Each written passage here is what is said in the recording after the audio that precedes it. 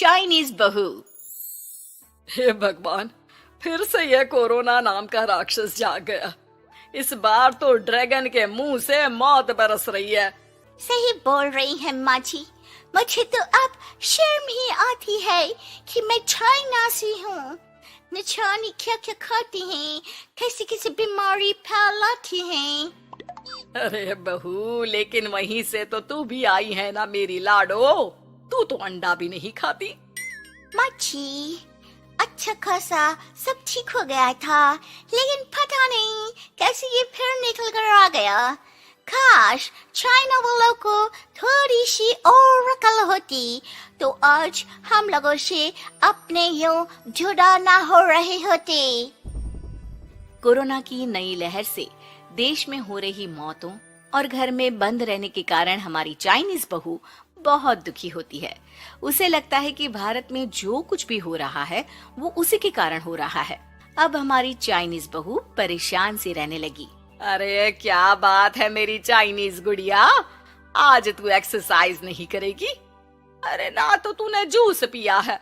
क्या हो गया लाडो? कुछ नहीं मम्मी जी, बस अच्छा नहीं लग रहा। लोग मर रहे हैं और मैं जूस पीऊं। माँ जी, चाइना से आई ये महामारी और मैं भी तो चाइना से ही आई ना। अरे अरे बेटा, ऐसा ना सोच।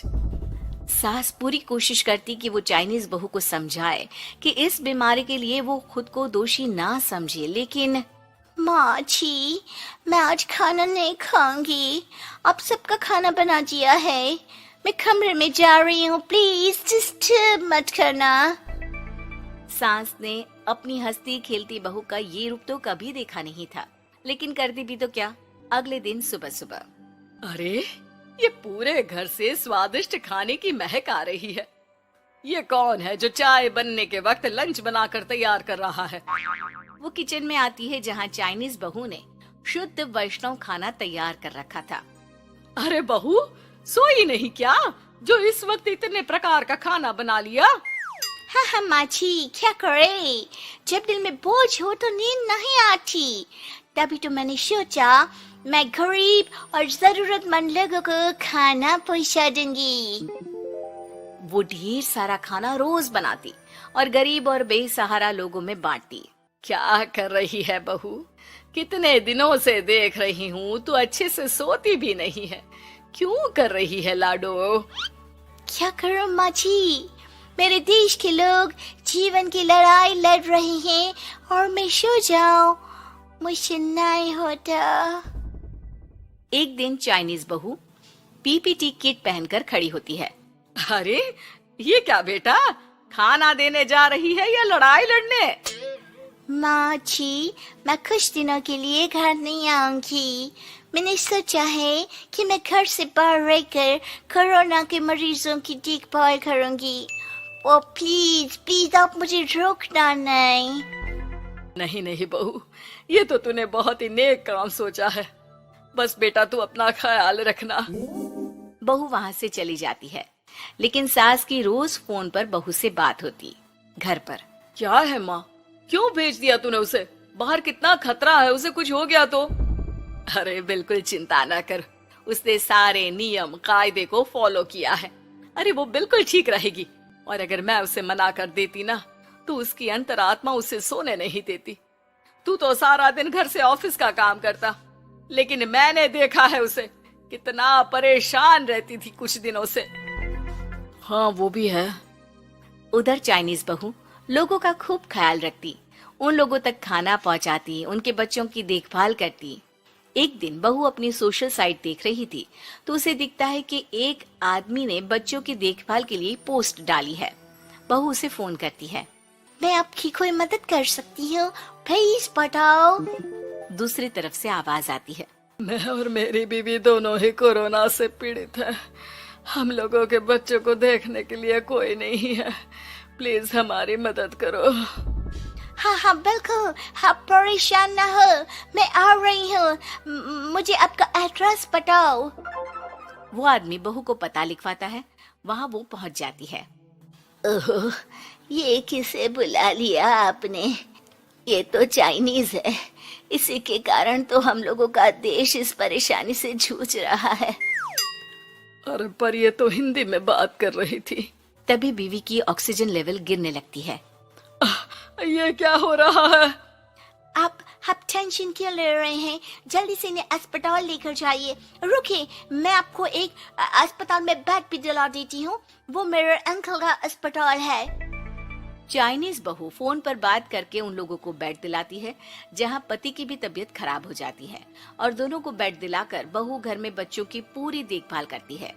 सास का बहू पर फोन आता है। अरे मेरी चाइनीज गुड़िया, कैसी है रे तू? अरे माँ, पीछे की गली में ही हूँ मैं। वो खालिया लोग है ना, उन दोनों हस्बैंड वाइफ को कोरोना हो गया था। मैंने उन लोगों को श्रीवास्तव अंकल के अस्पताल में भर्ती करवा दिया है और अब मैं नमाज ही उन दोनों बच्चों का ख्याल रख रही हूँ। अरे जीती रे बेटा, कोई जरूरत हो तो बता देना। नहीं नहीं माँ जी, सब कंट्रोल में है। बस इन बच्चों के माँ बाप ठीक होकर घर आ जाए। अच्छा माँ, इन लोगों के घर का फोन बज रहा है, मैं आपको थोड़ी देर बाद कॉल करती हूँ। लैंडलाइन में घर के मालिक का फोन था। हम लोगों की जिंदगी का कोई भरोसा नहीं है। यहाँ इलाज महंगा है और हम लोगों के पास पैसे नहीं है। जितना इलाज हो सकेगा उतना ही होगा। हमारे बाद प्लीज आप हमारे बच्चों को संभाल लेना। नहीं नहीं, ऐसे मत बोलिए, मैं अस्पताल वालों से बात करती हूँ।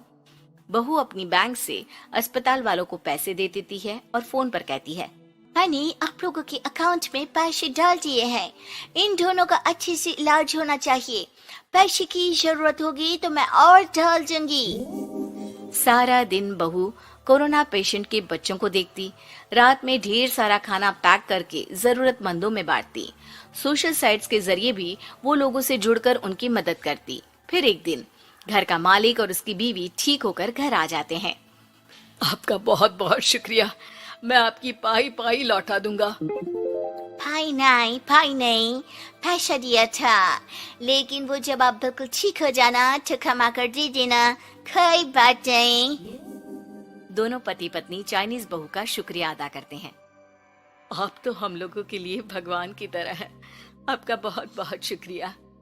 चाइनीज बहू बहुत खुश हो जाती है। वो घर आकर सास को पूरी बात बताती है। देख मेरी चाइनीज गुड़िया, तुझे चाइना का होने पर अफसोस था ना, लेकिन तूने सच्चे दिल से लोगों की सेवा करके ये बता दिया कि बेटी कहीं की भी क्यों ना हो, ससुराल आकर वो ससुराल के रंग में ही रंग जाती है। अब तो तू मेरी भारतीय बहू है। हाँ। चालबाज बहू। लुधियाना की रीटा की जिंदगी बड़े ही मजे से गुजर रही थी।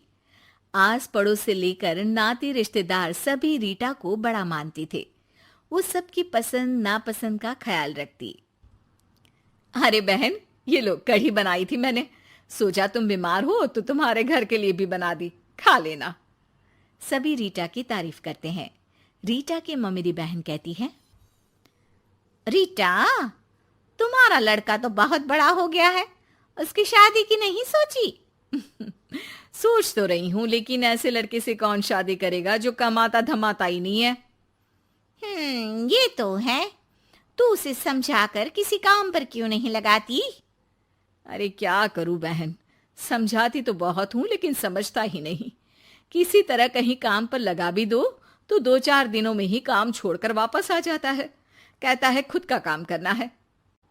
अगले दिन रीटा का बेटा मयंक कहता है, माँ ये नेहा है, मैं इससे प्यार करता हूं और इसी से शादी करूंगा।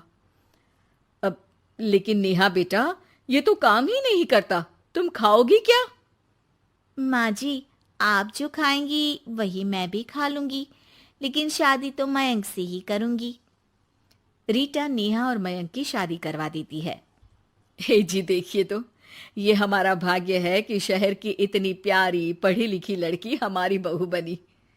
हाँ रीटा, सही बोल रही हो, वरना कौन बिना काम धाम के लड़के से शादी करता है। नेहा सारा दिन घर में रहती और सास को देख देख कर जलती कुड़ती रहती। अरे नेहा, तू तो बहुत लक्की है जो इतनी अच्छी सास मिली। माँ की तरह तेरा ख्याल रखती हैं। नेहा बिना मन के हंसकर निकल जाती है। आए दिन नेहा को उसकी सास की तारीफ सुनने को मिलती। मयंक, तुम्हारी मम्मी बहुत चालाक है, सबको सम्मोहित करके रखी हुई है। कोई मुझसे पूछे कितनी झूठी औरत है तुम्हारी माँ। अच्छा, कैसी, क्या झूठ बोल रही थी? अरे जिसे देखो वो कहता है तुम किस्मत वाली हो कि अच्छी सास मिली। क्या तुम लोग किस्मत वाले नहीं हो जो मैं मिली तुम लोगों को? अरे लेकिन यार, तुम्हें तो कोई जानता नहीं ना। तुम्हें तो लोगों को समझाना पड़ेगा कि तुम भी उतनी ही अच्छी हो जितनी की माँ है। उतनी? ना जी ना, मैं तो उनसे कहीं ज्यादा समझदार और गुणी हूँ। नेहा अपनी माँ को फोन कर सारी बात बताती है। अरे देख, तुझे सबके सामने अपनी सास को गलत साबित करना होगा। अगले दिन नेहा हाथ में टूथपेस्ट लगाकर घर के बाहर खड़ी होती है कि पड़ोसन उससे पूछती है, अरे नेहा बेटा, क्या हो गया? ताई, क्या बोलूं मैं? मेरी सास से मत कहना ताई जी, मेरी सास ने गुस्से से जला दिया। मैं नहीं मानती, रीटा तो बड़ी ही भली औरत है। मेरा पति कोई काम नहीं करता ना, सारा सारा दिन ताने देती रहती है, कहती है तुझे खाना तभी दूंगी जब घर का सारा काम करेगी। पड़ोसन को नेहा पर तरस आ जाता है। वो सब जगह नेहा की कही बात फैला देती है। एक पड़ोसन दूसरी से कहती है, रीटा तो बड़ी ही खराब औरत निकली। हाँ हाँ, देखो तो कैसे बहू पर जुल्म करती है। नेहा के घर रीटा की भाभी आती है। अरे मामी जी नमस्ते, कैसी हैं आप? मैं तो ठीक हूँ बेटा। कहाँ है रीटा? घर में नहीं है क्या? उसे तो मैंने कहा था कि मैं आ रही हूँ। अब क्या बताऊँ मामी जी, मुझे तो डॉक्टर के पास जाना था, लेकिन फिर भी मैं रुकी कि आपको घर आना है। मम्मी जी को तो कोई फिक्र ही नहीं है।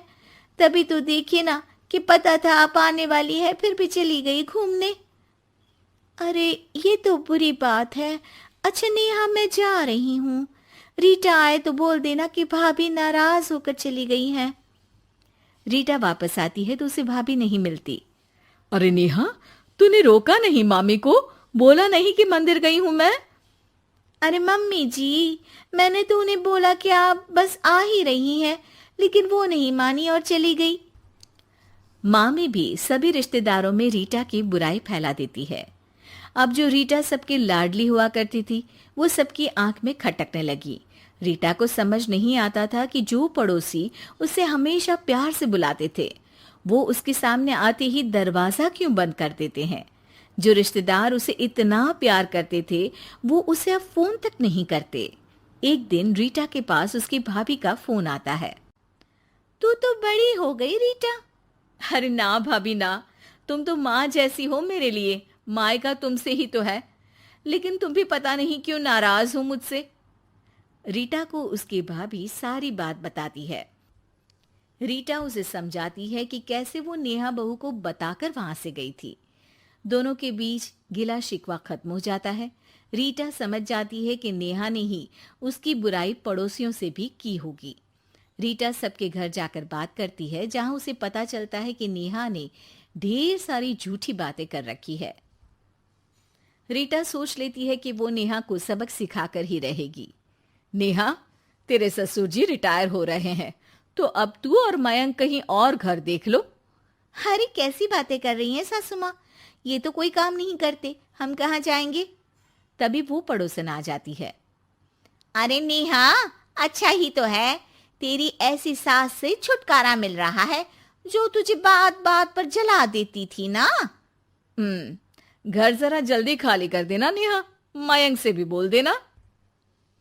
नेहा को समझ आ जाता है कि सास को सब पता चल गया है। वो उसकी पैर पकड़ लेती है।